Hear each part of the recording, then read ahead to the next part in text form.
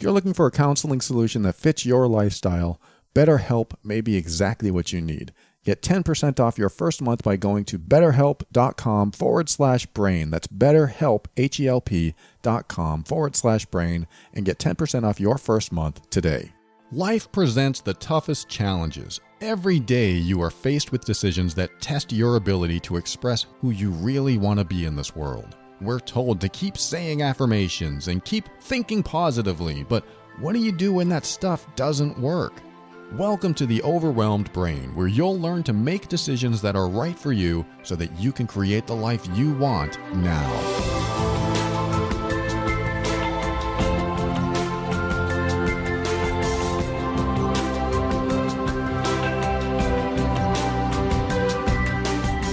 Hello and welcome to the show. My name is Paul Coliani and I am here to help you increase your emotional intelligence so that you can avoid dysfunction, handle toxic situations with grace and ease, and show up as your authentic self. Everything I talk about on the show is my personal opinion and is meant for informational and educational purposes only. Always consult a medical or psychological professional before making any changes that could affect your physical or mental health. And speaking of handling toxic situations with grace and ease, that is something I want to talk about today, and it has to do with relatives typically, but other people can do this too. Friends, family, romantic partners, spouses, girlfriends, boyfriends. All of these people can show up in a way that makes it difficult to function in a way that makes us feel comfortable. When somebody shows up in your life and they do or say something that makes you uncomfortable or hurts your feelings, makes you think less of yourself.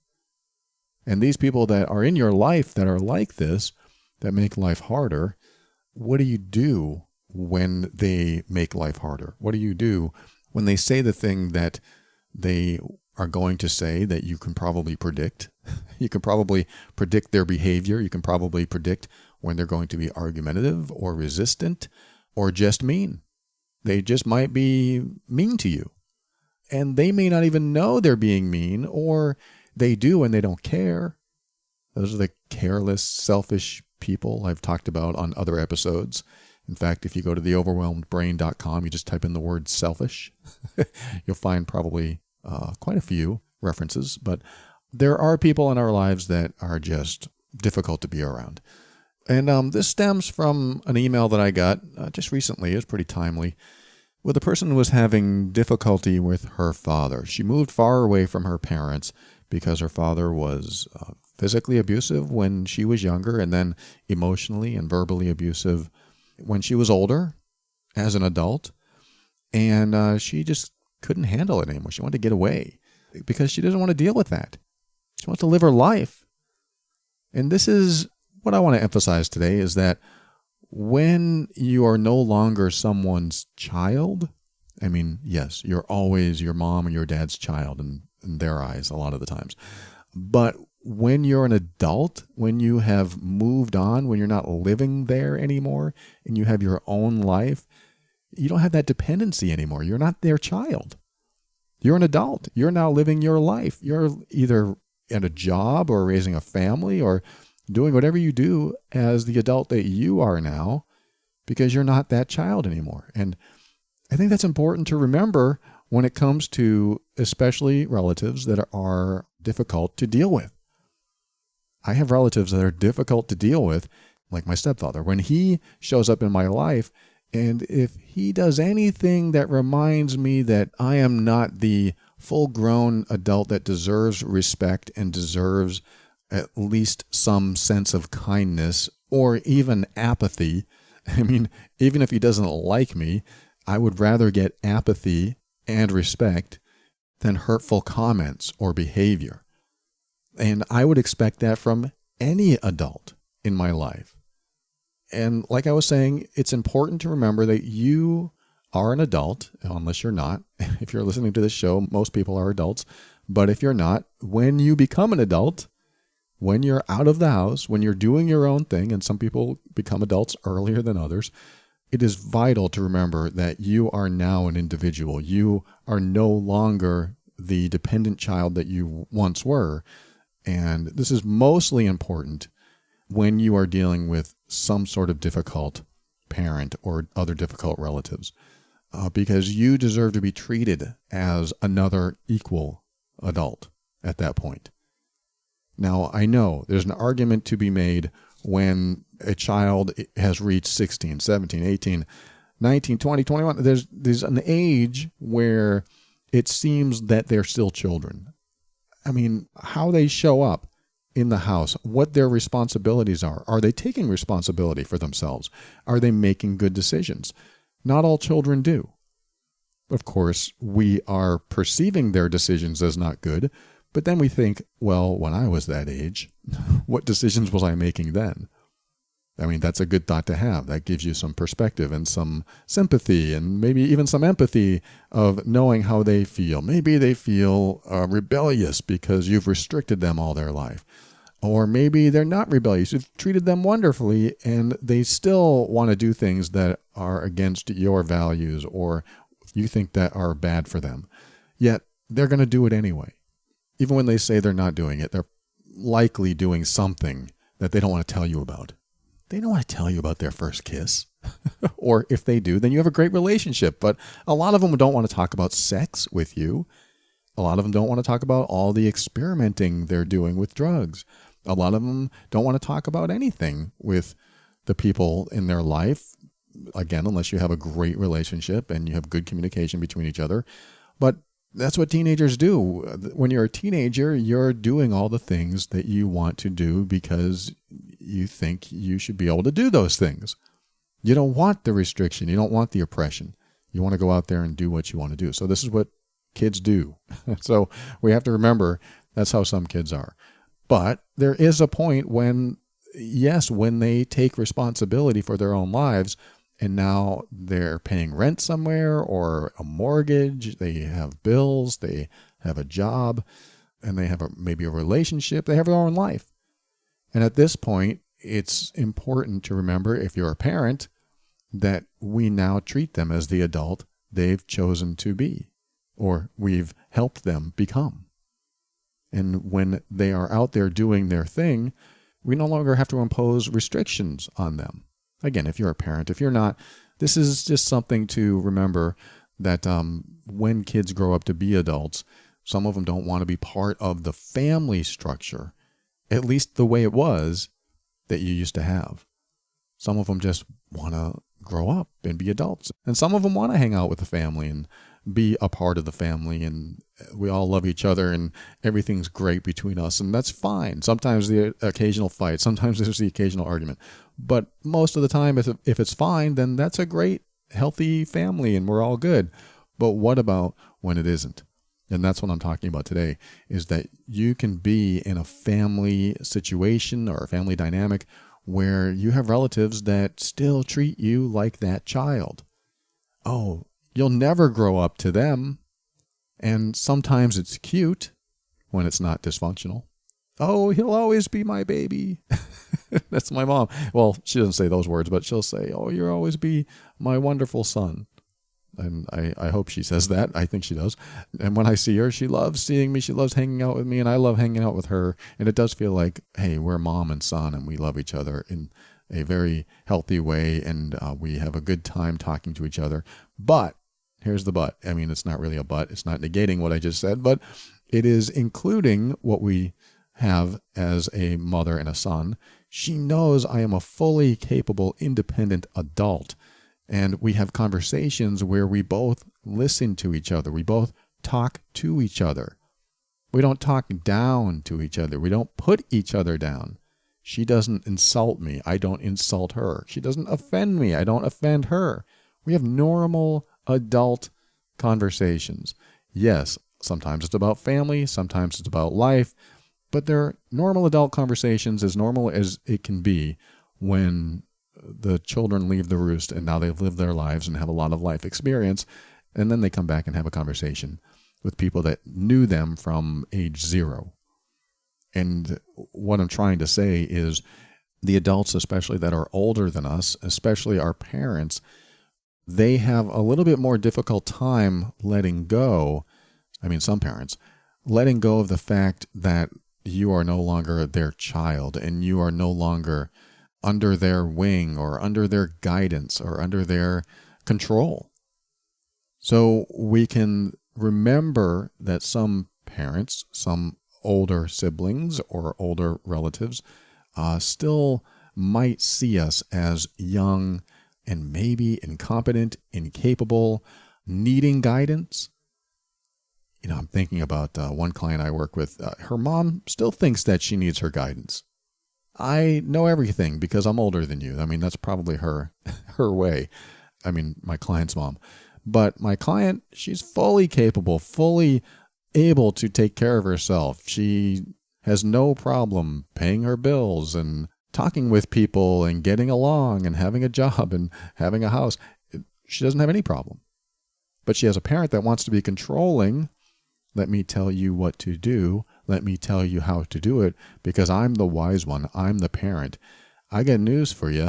If you're one of those parents that think you're wiser in every respect with the children in your life, sometimes that's not always true. I mean, you might be wise in some areas, like, hey, you know what? If you drink all night, you might get blood poisoning and die. That could be a wise life experience that you lived through yourself. And you might have relationships experience, and you might have buying a house experience and buying a car experience, and you have all this experience. And so parents and older adults like to espouse their infinite wisdom on the younger generations because of many reasons. A lot of it is because the older generation cares. A lot of it is because of that. And some of it is because I need to control you because what you do affects me. And I love you so much and I don't want you to get hurt. So I'm going to make sure that you don't do the wrong thing. And I'm going to make sure that you take these steps and follow this course until you're successful, on and on. So we have to deal with some people's, limitations, insecurities, lack of confidence in us. I mean, I'm a little older now. I'm 50.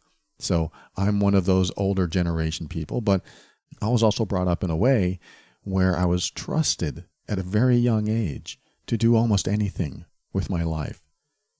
And that gives me a perspective that not a lot of people have, I think, because to be trusted by mostly my mom and sometimes my dad, to be fully trusted, to make my own decisions, to do things that were dangerous for children at my age, gave me a perspective that actually helped me learn faster because I failed faster. You know that saying, fail fast or something like that, or fail fast forward.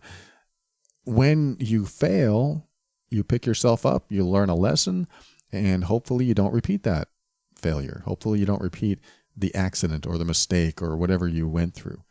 And I got to learn a lot about that at an early age. Didn't mean I learned everything, and I'm still learning, but it did help me with a perspective that when I grew older, it seemed like a lot more wise and sage advice to give a young person that they should just try and see if they succeed.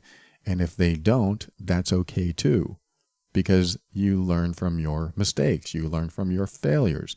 And I was taught, at least in the last 15 years, that there is no failure, there's only feedback. Something I learned in NLP many years ago. And I adopted that. I loved it because that means whatever you do is not a failure.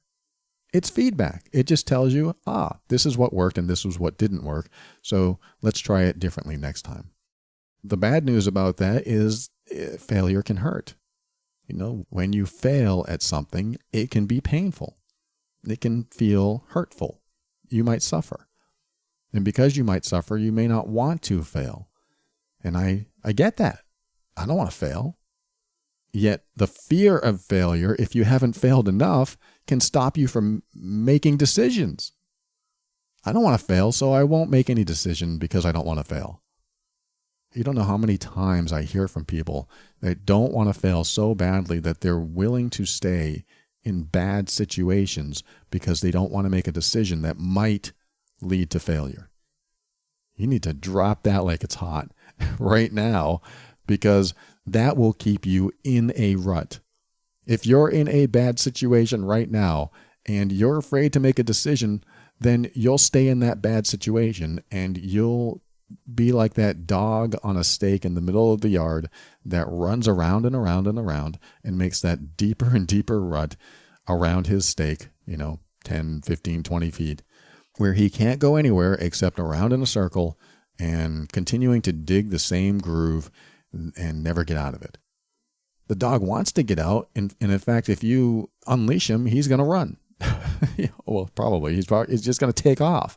And what dogged determination. What a way to live your life is that when you finally are unleashed and you take off, that you just want to experience the world. You want to get away from the oppressive stake in the middle of the yard.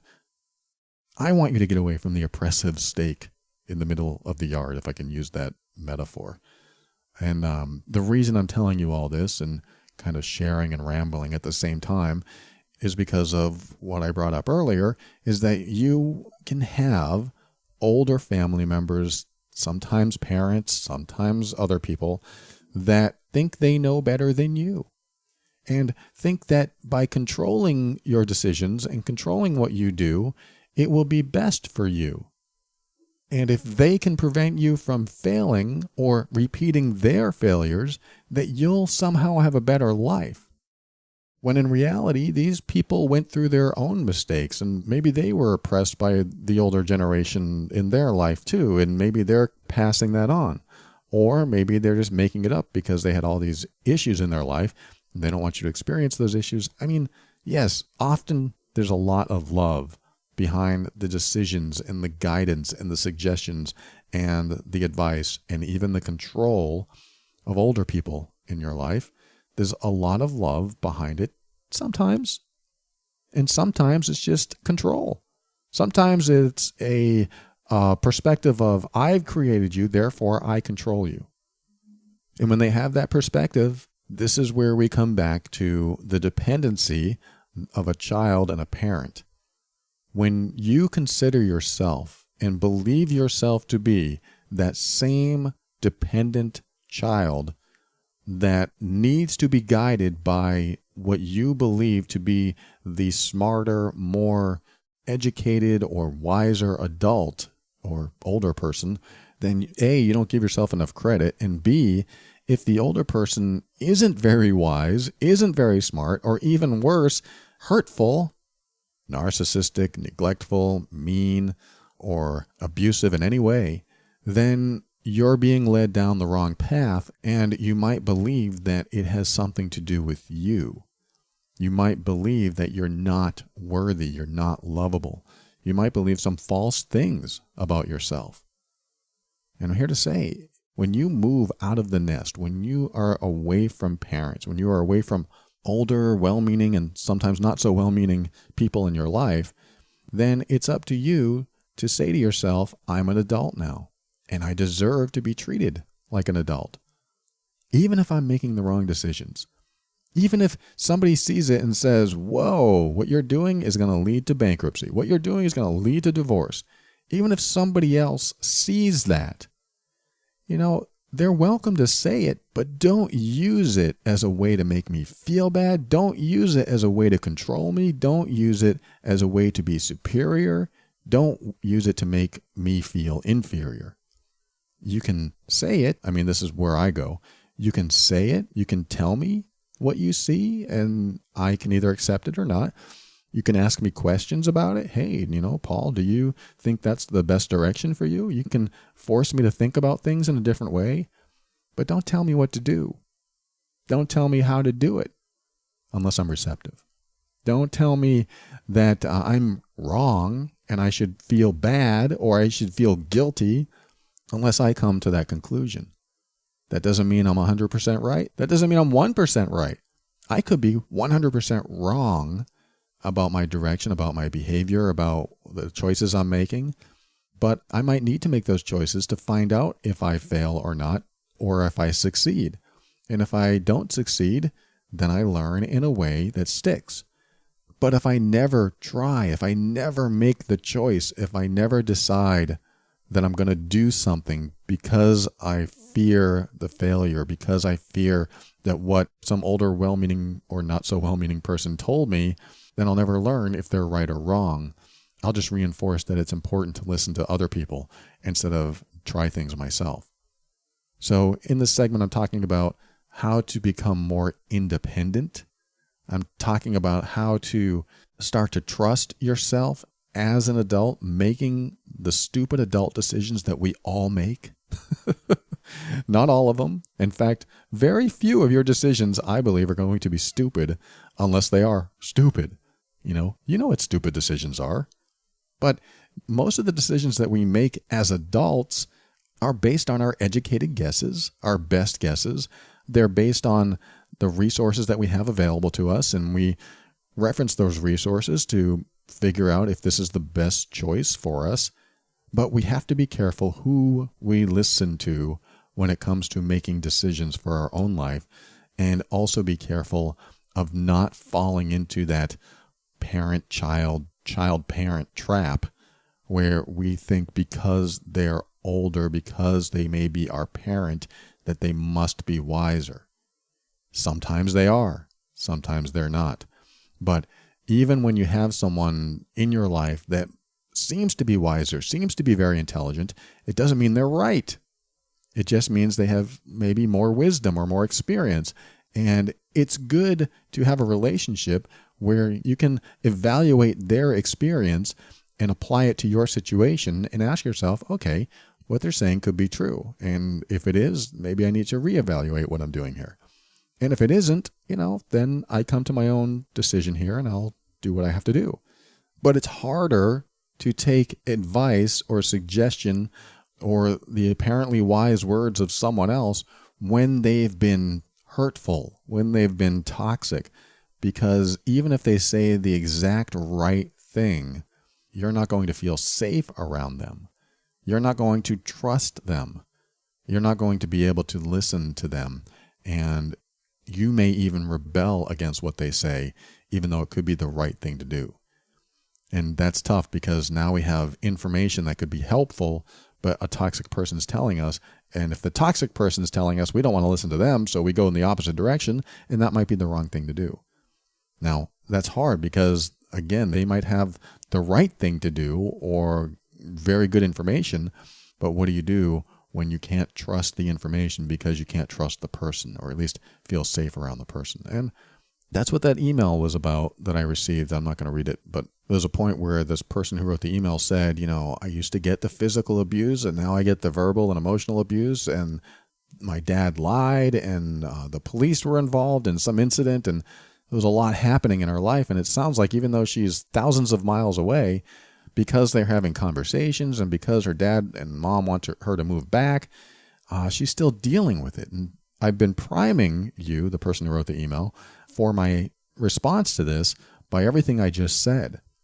That once you leave the home, you are an independent person. You are an adult. And if any other adult that wasn't related to you, that wasn't your mom or your dad, said what they said or did what they did, what would you do then? I think that's an important question, even though it's family.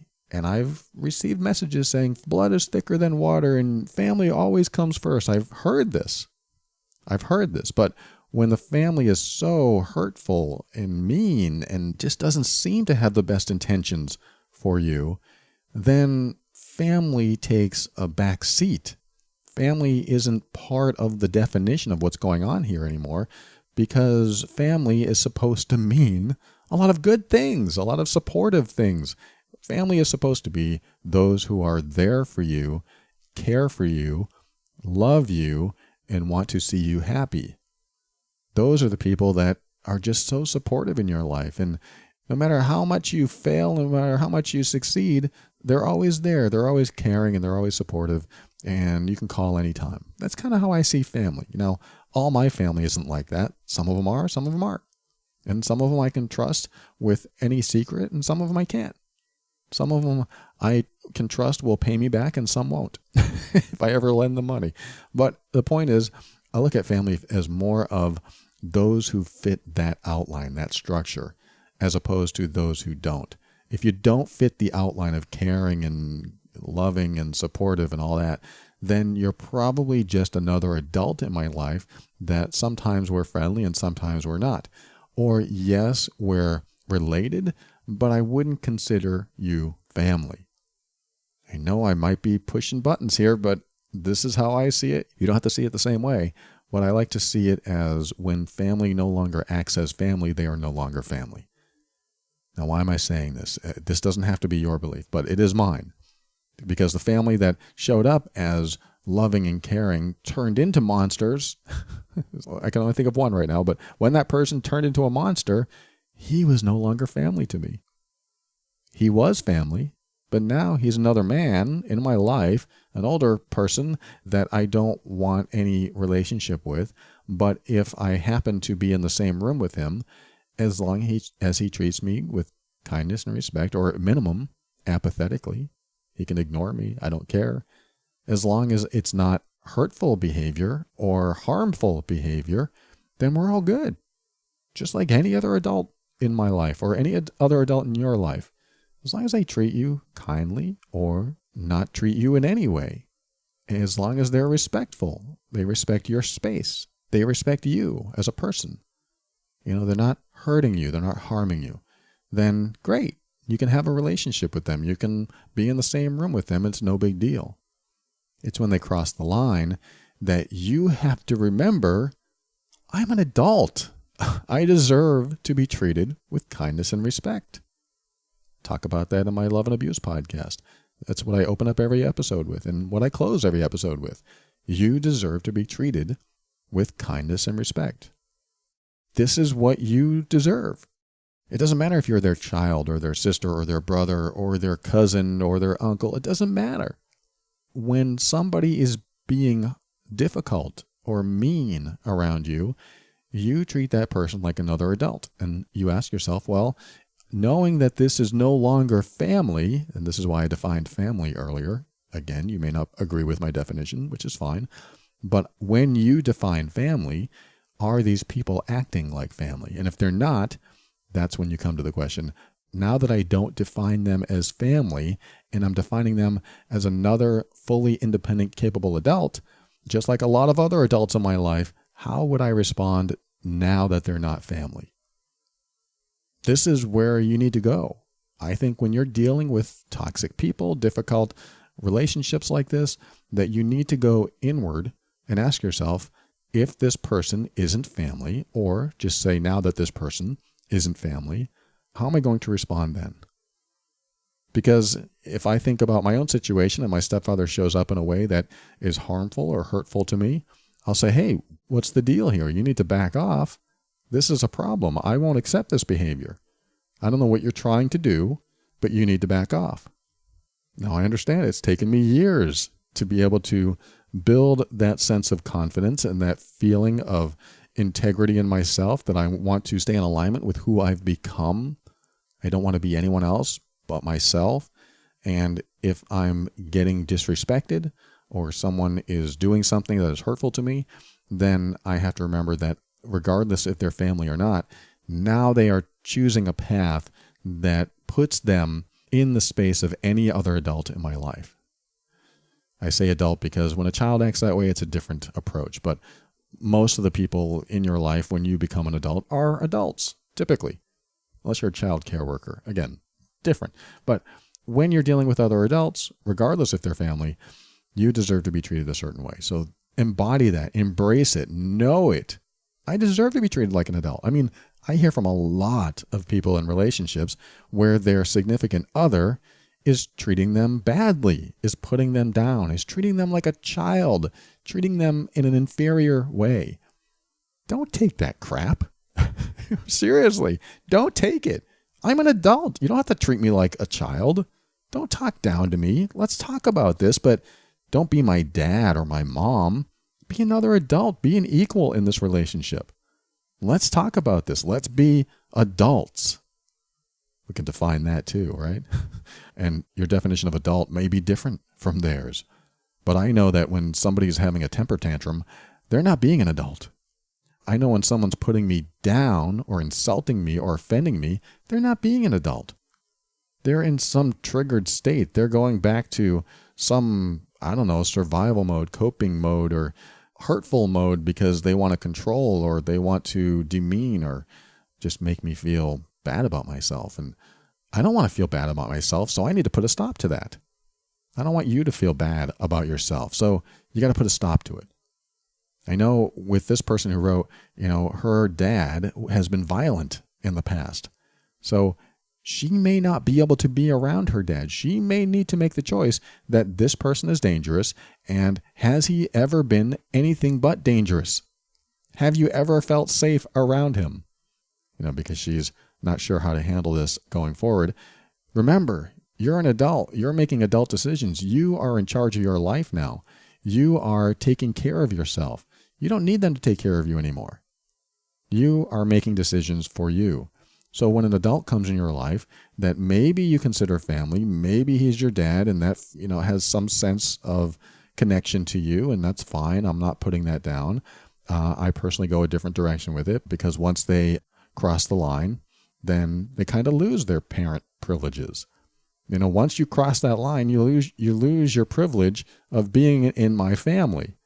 I mean, that sounds arrogant. I know it does, but there's a point where you get mistreated enough that you really don't want to call these people your family anymore. And it's good to embrace that. I'm just saying that. It's just good to embrace that just in case you're unable to separate the idea that family should have leeway in mistreating you or causing harm to you or being hurtful or whatever. They shouldn't have leniency there. They may have more leniency than other people because, family can make up. And as long as there's love there in the foundation of it, and it's just a one-off here and there that there's a mistreatment or disrespect or hurt in some way, then yes, you can move past it. That's great. But sometimes there's not. Sometimes people are just unsafe. Sometimes people are dangerous. So to wrap up this segment, that's all I want to say is that when you are around other adults, regardless if they're relatives, regardless if they're your parents, you have to remember that you're an adult too. Again, unless you're not, but you probably soon will be if you're listening to this show, because you're probably at that age. But by adopting and embracing the fact that you are an adult now and you're going to make decisions that may be 100% right and maybe 100% wrong, and own those decisions. I mean, just own every decision that you make, even though there could be risk, even though there could be failure, and take that failure as feedback so that you make a better decision later, so that when somebody comes along and says, see, I told you you shouldn't have made that decision, you don't have to say they were right or wrong. You can just say, yeah, I learned from it. Yep. It happens. My next decision is going to be a lot better than that one, but you don't have to address their righteousness. You don't have to go into that at all. You just say, you know what? Sometimes I make decisions that work. Sometimes I make decisions that don't. And sometimes you're going to be right, and sometimes you're going to be dead wrong. I want to thank this person for writing. I didn't read the whole email, but I hope you got the gist of what I'm saying, because I want you to own this. I want you to be the adult that you are and stop being the child that keeps showing up in this relationship, having any fears that you might not be loved, that you might not be accepted, because healthy parents want the best for their kids. Mentally healthy parents would want their kids to be happy. That's the bottom line. Mentally unhealthy people don't want other people to be happy. They want to control them. They want to abuse them, and they want to hurt them. They're mentally unhealthy. Doesn't mean they're bad people. It just means that they're probably not the healthiest people to be around. They're not the safest people to be around, which is why it's important to remember not to look to impress mentally unhealthy people, not to try to show them that you're doing the right thing or you're trying to make them proud of you or anything like that. You got to remember, mentally unhealthy people, they're often not looking for things like that. They're often, how can I say this? They're out for themselves a lot. They may come from a place of love. They may think they're loving you in a healthy way, but there's fear sometimes in mentally unhealthy people. And I'm going to leave it at that because I think I'm getting my point across without saying too much, that some people are just hard to be around, difficult to be around. And those are the kind of people that are more typically selfish, wanting to get their way and not really unconditionally loving you and supporting you and wanting you to be happy, even if they know you're going in the wrong direction. These aren't the people that are typically there for you. They're the type of people that want to control you and make you do what they want you to do so that you never learn, so that you never get life experience. You only accept what they give you as their experience, which you don't want to do because you want to live your own life. That's my final word on that in this segment. When we come back, I'm going to read a message from someone who is having trouble with their mother-in-law. So there's another relative type of topic. We'll be right back after this.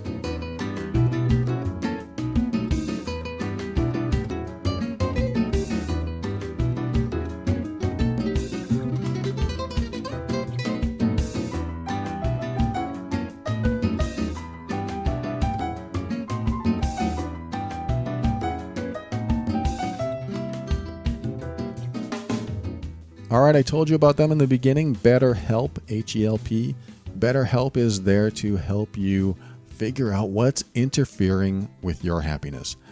If you've been listening a while, you know that a couple years ago I was doing email coaching. I was helping people out back and forth through the web, through email, through chatting, and it was a great service that a lot of people really appreciated, but I couldn't do it. I couldn't keep it up because I'm just one person, and I was starting to get a lot of people signing up, and I realized how much I could handle by myself. So I had to stop doing that service, and a lot of people were disappointed. But now I see this service come out called BetterHelp, and it takes what I was doing and multiplies that by, 100, a lot, because this service does what I was doing with the emailing back and forth, but in a different way. They use an online chat system. You can also do a video chat, and you can also do phone calls. And it is a great way to talk about what is affecting you, like depression, stress, anxiety. Maybe it's your relationship. Maybe it's the family stuff that I was talking about.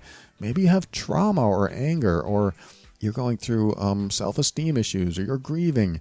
They talk about anything that you want to talk about, because this is a service that matches you with the right professional. You get your own licensed professional therapist, and you get to connect in a safe and private online environment. Very convenient. And as soon as you sign up, you can start communicating in under 24 hours. It's not self-help stuff. It's not a bunch of videos that you watch and now you're smarter. It's professional counseling. There's actually someone there to give you timely and thoughtful responses, all without ever having to sit in an uncomfortable waiting room. So I want you to check out BetterHelp. That's 2 words, BetterHelp, H-E-L-P. Go to betterhelp.com/brain. And if you go to that link, you will get 10% off your first month. And I tell you, it's worth it. I was able to vet it for a couple months and use the system. I talked to 2 or 3 different counselors just to get a feel for their service and talk with them and how they operate. And I really came out of it with a good feeling about what they're doing over there. So that's why I talk about this. That's why I encourage you to go there. betterhelp.com/brain. Join over 800,000 people taking charge of their mental health.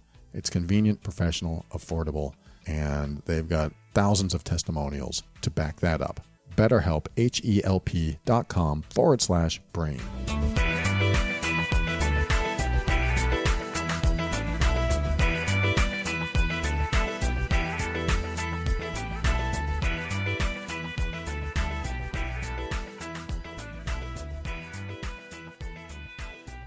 All right, welcome back. I received an email from someone who says, my mother-in-law is an energy vampire. She's a narcissist, incredibly selfish, an attention seeker, and an envious person even with her son. She is rude, and she has said inappropriate things to me a few times.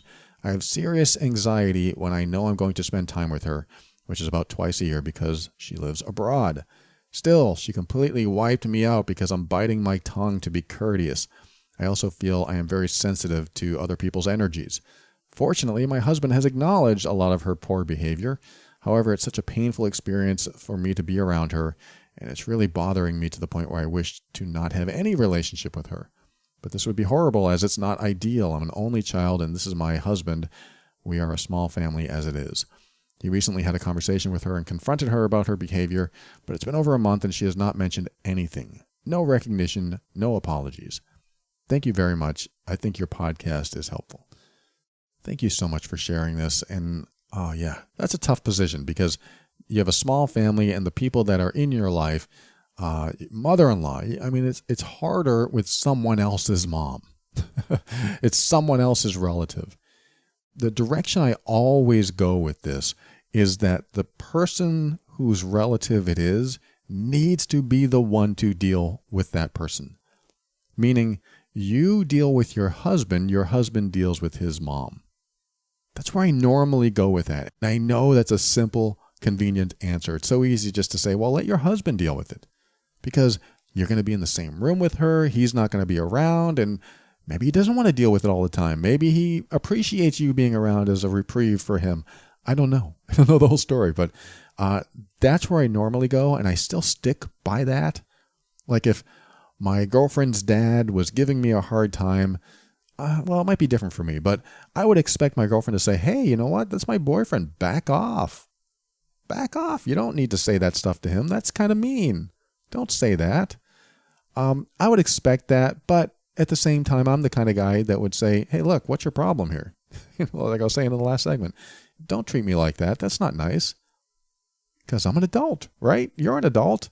You can say the same thing. I'm not giving you this advice. I'm just re-emphasizing what I said in the last segment. When you're an adult, you expect to be treated like an equal adult, like someone else should be treating you with kindness and respect. But some people don't do it. And, the question is, if you were in the grocery store and you didn't know this person, your mother-in-law, to this person who wrote the email, and she came up and she was acting the same way she did with you at her home or around you, wherever you are, how would you respond then? Would you say, that's so rude, that's mean, don't say that? Or, I can't believe you said that, and just walk away? Or would you get into an argument? What would you do? I mean, that's a legitimate question because it helps disconnect you from the family aspect of it. So, I'd like you to think about how you deal with someone that's in your family if they weren't family. Ask yourself that question. If this person wasn't family, how would I respond then? What would I do? What would I say? And just kind of absorb that. Let that roll around in your head for a little bit. And B, accept that they'll never change and there's no use resisting who they are. That feels like you're giving up. That feels like you're giving in. And it's really not about that at all. It's really about knowing that this person has a emotional disability. They have a mental health issue. They have an emotional disability, or an emotional challenge might be the politically correct word. I'm not really sure how to put this, but you get the point, where someone is incapable of connecting with you at an emotional level, and in fact probably doesn't care about you or is selfishly motivated, but they're just not emotionally available for you in the way that you'd prefer. So you do have to come to an acceptance. In fact, I want you to say this to yourself. If you're dealing with anyone in your life, anyone listening, that you hope their behavior changes, but it never has, then just tell yourself, I know this person will never, ever change. So I have to, even reluctantly, accept who they are. I know this person will never, ever change. So I have to accept who they are. Really soak that in. Just let that permeate your entire being. Be in that space. I have to accept that this person will never, ever change. You may not like that feeling. It may be uncomfortable. Or maybe you're already there. Oh yeah, I've already accepted this person will never, ever change. That's fine. But you have to believe it. Because if they change, it's a miracle and it's wonderful and everything will be great. But if they don't change, then because you're not resisting it, because you're not hoping there'll be something different, you're not suffering as much. You're not suffering by resisting it. I love to take out the resistance I have about people. I mean, think about that. I resist the way this person is, therefore I suffer. Repeat that to yourself. I resist the way this person shows up in my life, therefore I suffer. Again, you may have an acceptance about these certain people in your life and you just have to deal with it. But this person, she wrote to me and says, I'm sensitive to other people's energy. She's probably one of those highly sensitive people that when this person shows up angry, she feels the anger from her. She feels maybe angry herself, or she feels attacked inside. Even when the other person, her mother-in-law, doesn't say a word, she's already feeling like, oh boy, here comes the attack. Here comes the pain. But this is why it's important to really fully embrace that the other person is incapable of change. They have some sort of emotional challenge that they can't get past. Then they will attempt to be hurtful. They will attempt to be offensive. In fact, you walk into the room knowing the offense is coming because that's who they are. It's like seeing a lion and a gazelle in the plains of Africa, and you really can't blame the lion for attacking the gazelle because that's who the lion is. And that's an unfair comparison because the lion is in nature and is probably not being vindictive. He just has to eat. But I do kind of see it as a comparison because you take a selfish, unkind person, in this case a narcissist, they're the lion and they have to eat. What do they eat? They eat whatever is supplied to them. What is supplied to them? The narcissistic supply in a narcissist's life is typically the person they can pick on the most or they can gain the most from. So we have to be careful what we feed mean people. We have to be careful what we feed the toxic, difficult people in our life. What are we feeding them? Well, every time I respond like this, she says that, or she gives me that look, or she says something mean. Every time I tell her of my accomplishment, she insults me. She puts me down. Every time I want to get a compliment from her, she is hurtful. Every time I smile at her, she does this to make me frown. She does this to make me angry. On and on. We have to think about what we supply to the mean people in our lives. And when we have, in this case, maybe a full-blown narcissist, she's not going to change. She's looking for that supply. So it's important to note that in your interactions with a person like this, you have to figure out what feeds her. And this is the tough part, you have to act in a way that might be uncharacteristic of you in order to survive, in order to get through any transactions with her. And all that means is if you show up nice and you say kind words to her just to try to make her feel better so that she doesn't insult you or hurt you, then that doesn't work. That is her supply. That feeds her. That gives her strength. That gives her energy to come back at you. This is note-taking. I mean, this is where you figure out, when I do this, she does that. Or anyone in your life, anyone who's listening, when I do this, this person responds this way. So perhaps I shouldn't show up that way anymore. Perhaps I shouldn't say anything nice because every time I do, I feel bad about myself. Why is that? Because the narcissist knows how to put me down and make me feel bad. So I better not say those things anymore. Well, then what happens to the relationship? That's the next question. The next thought is, well, if I do that, then what we had basically falls apart because it was all lingering on the edge of the way I showed up. It was all hanging by a string because of the way I was behaving toward her. If I don't behave toward her this way, then it's all bad. That could be true.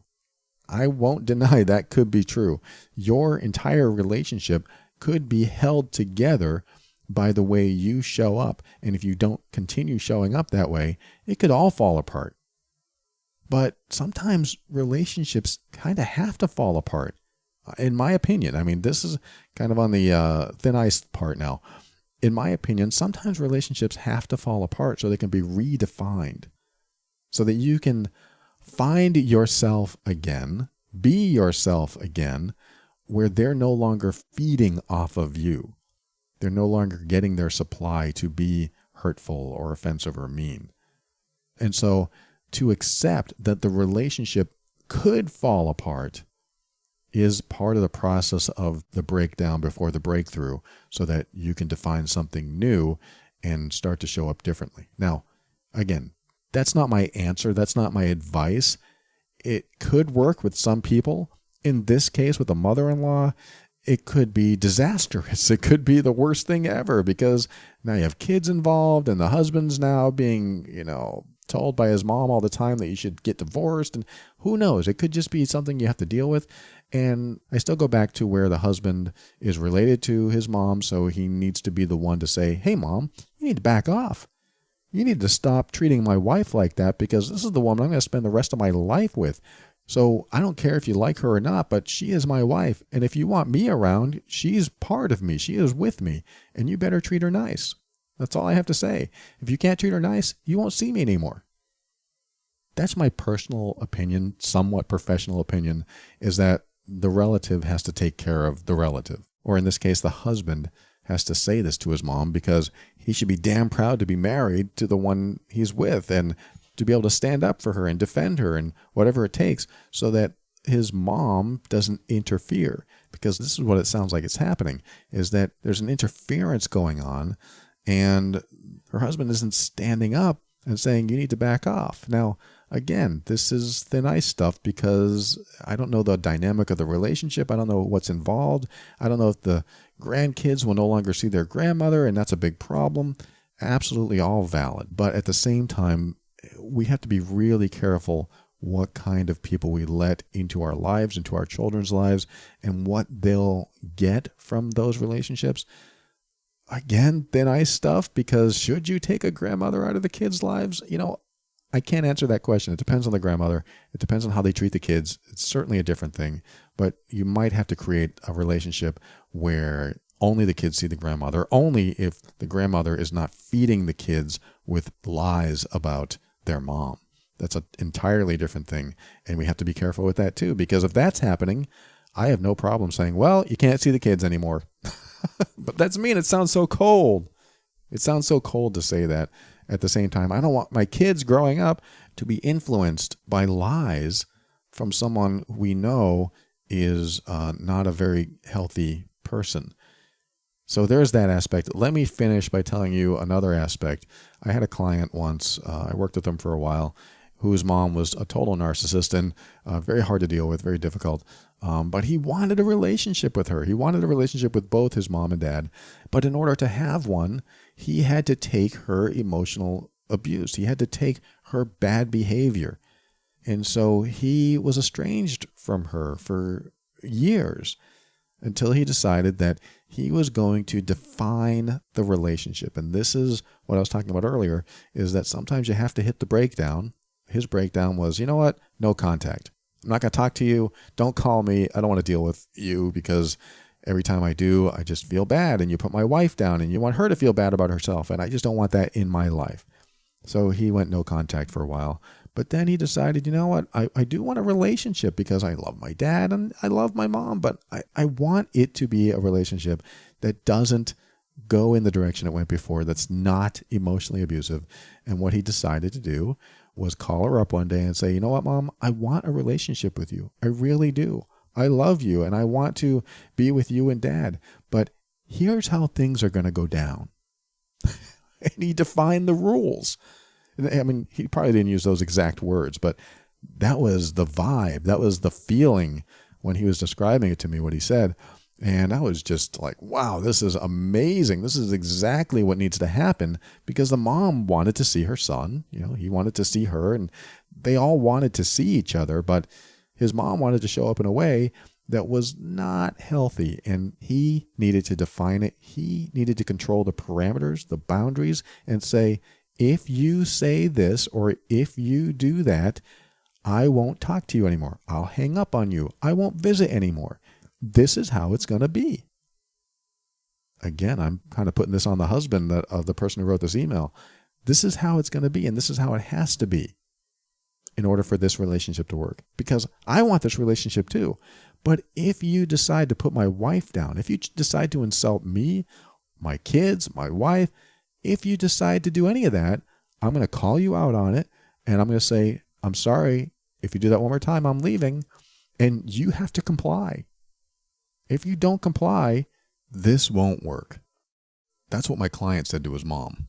And he was serious. And his relationship with his parents did change. It was a difficult transition because you can tell the mom really believed she was right. She didn't think she was doing anything wrong, but this is all part of the emotional challenge that she was going through. And she didn't know she was toxic, and she probably still believes that she is right, but she wanted a relationship with her son.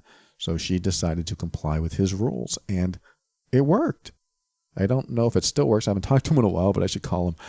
It worked, and it continued to work because he set the boundaries. He set the parameters, and he would not back down. He wouldn't settle for less. And if she did anything that made him feel uncomfortable, like, here we go again, then he was able to pull the plug and say, nope. I mean, he did full accountability, no problem. And that worked. So I'm telling you this because this is what might need to happen in a relationship when you have mixed parents, mother-in-law, father-in-law, and different side of the family, uncles and aunts and things like that. Hopefully the person that has those relatives can set those boundaries, can define the relationship so that you don't get into a situation like this person wrote to me and said she's having. She wrote, it's a painful experience to be around her, and it bothers me to the point where I wish to not have any relationship with her. And yeah, it might lead to that. It might lead to no relationship. It might lead to her saying, you know what, honey, you go visit your mom. I'm not going because she doesn't treat me nice, and I don't like how it feels. And then I think myself, if I was that guy, I would be like, Mom, you need to back off. That's my wife you're talking about. And if you have anything to say, you say it to me. And if you have a problem with her, then you have a problem with me. Why am I talking like that to my mom? Who would ever do that? Because I'm an adult and she's an adult, and we can have a conversation like this because a family shows up as caring and supportive and loving. But if you can't be family, then I'm going to have to treat you like another adult, and we're going to have this adult conversation. That's my 2 cents on that. I hope this helps. The person who wrote, thank you so much for writing. This topic can go on and on. We could probably talk about it forever, but I wanted to give you some of my thoughts on this, and I, again, hope this helps. And thanks for joining me. When we come back, I'm going to say my goodbyes and my thank yous and a real short closing message right after this. Be right back.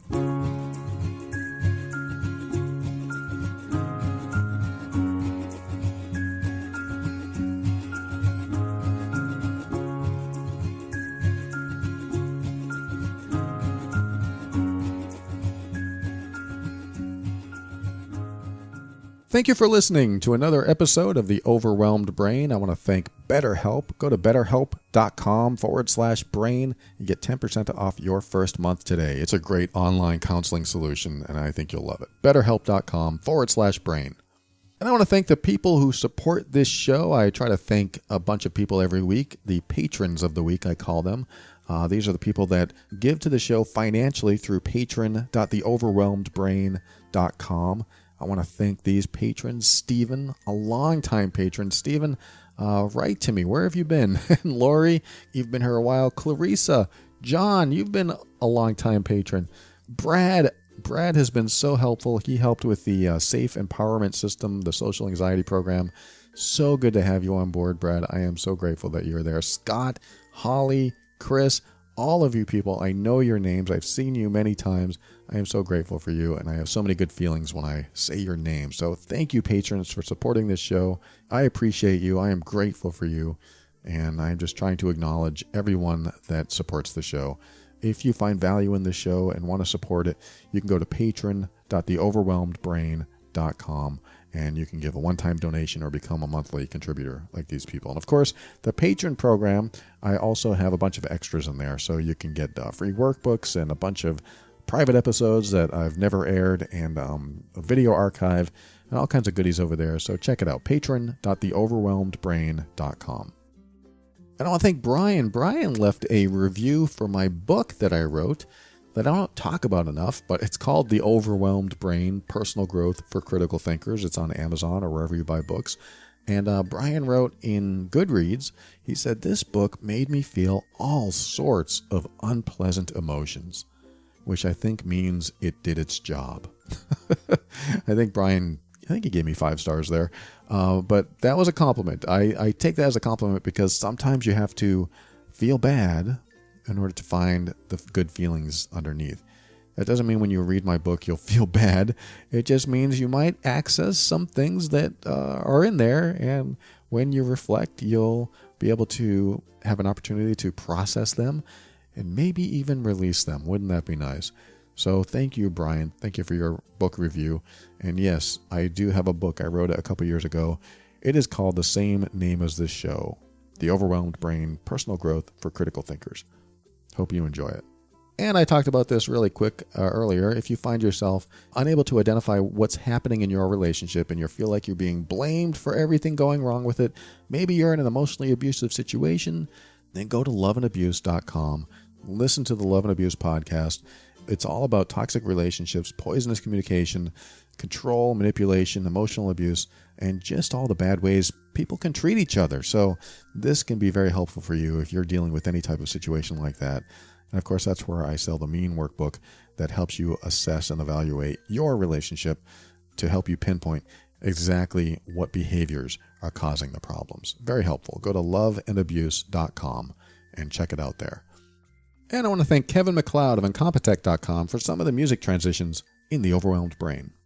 And for my final words, I'm going to leave you with some questions that I've talked about in other episodes, but I want to reiterate here because when it comes to dealing with difficult people or mean people, I think it's important to find out where you stand with them as far as them wanting you to be happy or not. Like one of the questions that I like to have you ask someone who might be mistreating you or putting you down is asking them, do you care about my happiness? I think that's a good question. Do you care about my happiness? Do you care if I'm happy? Do you want me to be happy?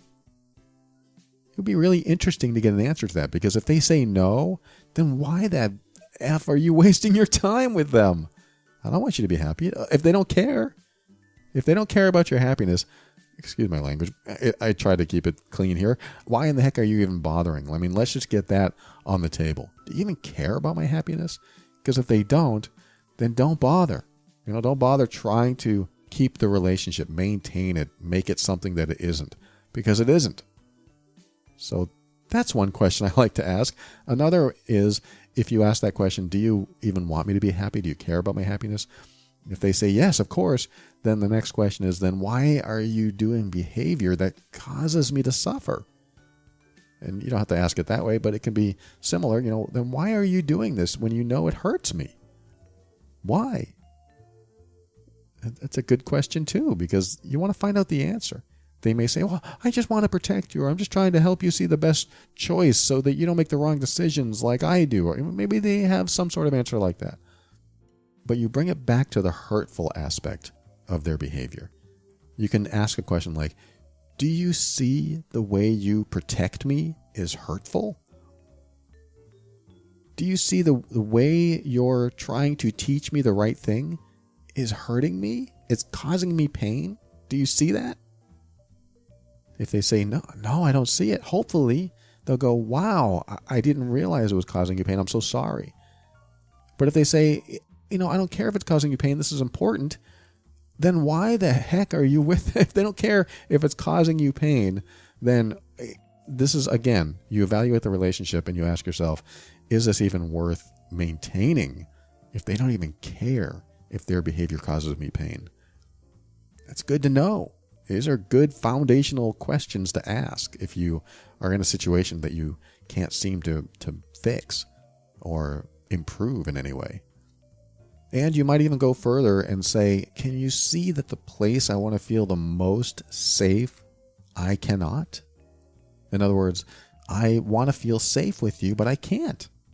I want to feel safe in this room, in this house, and I want to feel safe with you, but you are not allowing me to feel safe because of what you're doing. I mean, you don't have to say it with this inflection, but you can say it any way you want, because when somebody makes you feel unsafe, it affects your whole life. I would even ask, why do you want me to feel unsafe around you? I think that's a great question. Why do you want me to feel unsafe around you? Well, I don't want you to feel unsafe, but you are. Your behavior is causing me to feel unsafe. I don't want to be near you. I don't want to even share things with you because I feel unsafe. I feel like you're going to attack me. Do you want that? Do you want me to feel attacked? It's another question. And we were talking about the parent-child relationship earlier. By saying these things, by asking these questions, it involves you letting go of the fact that you are no longer a child. You are an independent adult that can take care of yourself. You let go of the dependency of wanting to feel loved by them or wanting to show them that you are special or hoping they'll be impressed by your accomplishments. I know I'm repeating what I said earlier, but this is all part of the process of really embracing that you deserve better treatment. You do deserve to be treated at some level as an equal adult.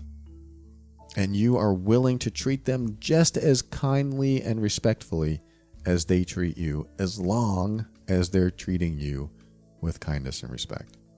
When someone doesn't treat you kindly, just ask those questions. And you can ask them the most important question, maybe one of the most important questions, is now that you know your behavior is hurtful, will you please stop doing that behavior?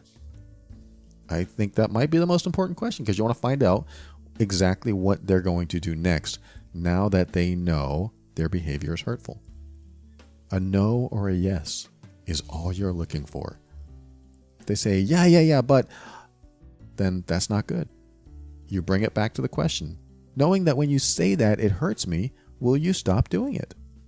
This is causing them to agree that what they're saying is hurtful, and when they acknowledge that, they have to admit if they're going to do it again. Imagine if somebody said, well, yes, I know it hurts you. I mean, I've heard that from somebody. They wrote to me and said, I asked my boyfriend that, and he said, yes, I do know it hurts you. Wow. And I didn't even have to tell her, why the heck are you even trying to make this work? Because she said I'd left him. I had to leave because he knew he was hurting me, and he didn't want to stop. You don't deserve that. You don't deserve that kind of treatment. So remember these questions. I hope this helps wrap up what we talked about today and give you something to ask people that might be in your life that are causing difficulty for you. Because you do want to find out if they even like you, if they even care about your happiness, if they even want you in their life. I mean, these might be questions you have to bring up before you even get into their actual behaviors. Because if it all stems from someone not wanting you to be happy, then it really doesn't matter anything you try or anything you say or anything you do, because they have an agenda. They're coming from that place. And it's just time to accept that that's who they are. And then you can make a choice. You can make a decision for yourself from there. So no matter what, let's end this on a positive note. Keep your mind open, because this is where you become empowered. You step into your power, which helps you be firm in your decisions and actions so that you can show up the way you want and create the life you want. Always take steps to grow and evolve. You are powerful beyond measure. And above all, and this is something I absolutely know to be true about you, without a doubt, you are amazing.